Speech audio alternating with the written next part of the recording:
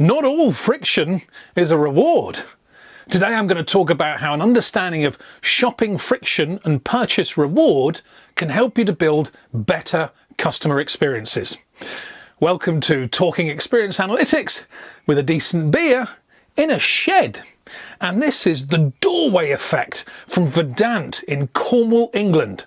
And for our American viewers, Canada is about as far country, you come in with cheese and we've got 2 children with that, we've got 10 million, that come right, isn't it?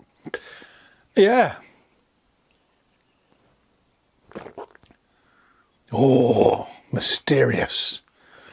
Cornwall is also home to the oldest continually used structures on the planet.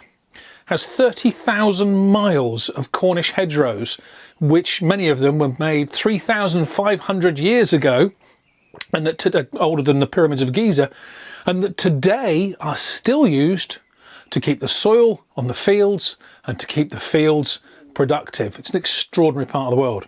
Anyway, friction, reward. What do I mean by those two things? Well, first off, let's myth bust. There are people who will tell you that deliberate friction is in and of itself a good thing in retail. It's not true. Anything that makes it harder for the customer to buy things from you, to spend money with you, is inherently a bad thing unless, excuse me, it's Cornwall, come in, the gremlins, the grackles come in, come in right in the throat there, did it get you? Fairies. So, friction that isn't paid back by reward is bad for your business. Now, there's an example that I'd like to use of that, where the queues that you used to see outside a Supreme store when there was a new drop, those queues are a massive friction, yeah? Well, actually, the people in those queues get a number of rewards that make it worth doing. Good examples of that: there are people in that queue who consider queuing for that product to be a badge of honour, to mark them out as somebody who knows fashion better than you do.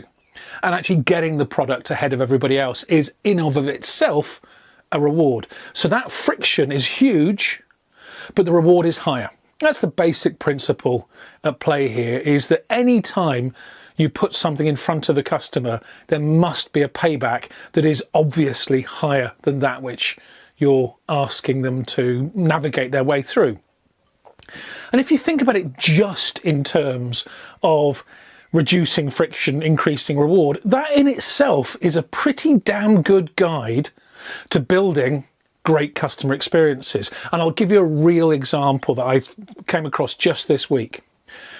When I'm in the UK, our nearest Marks and Spencer's food outlet is in a place called Summertown. Beautifully named. I'm next to Sunnymead Meadow. Summertown is a stroll away. And you know what? They are as beautiful as they sound.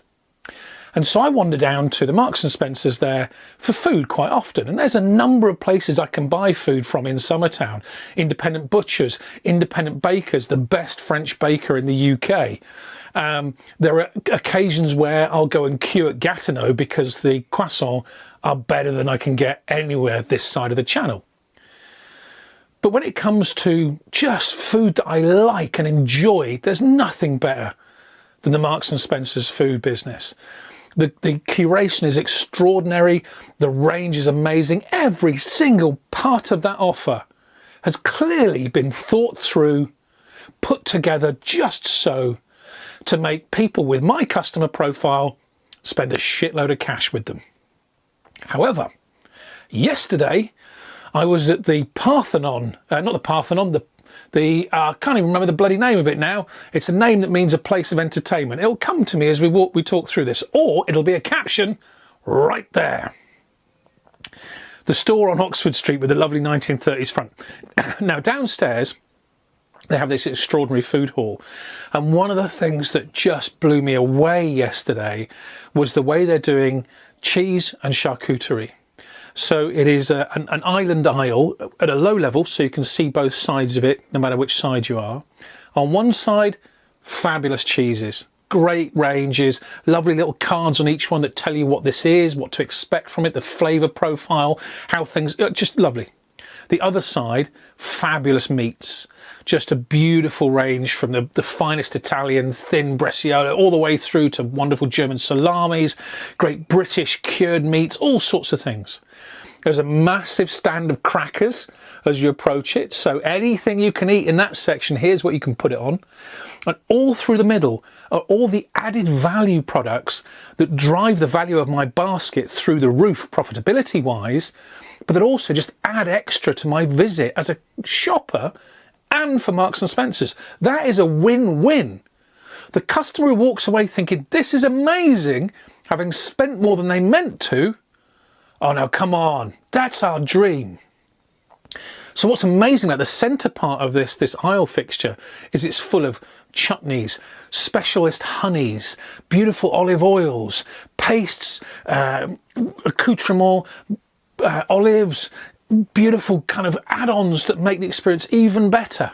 And what's at my feet when I look down to choose the meats? Why, the perfect bottle of red to go with it, of course.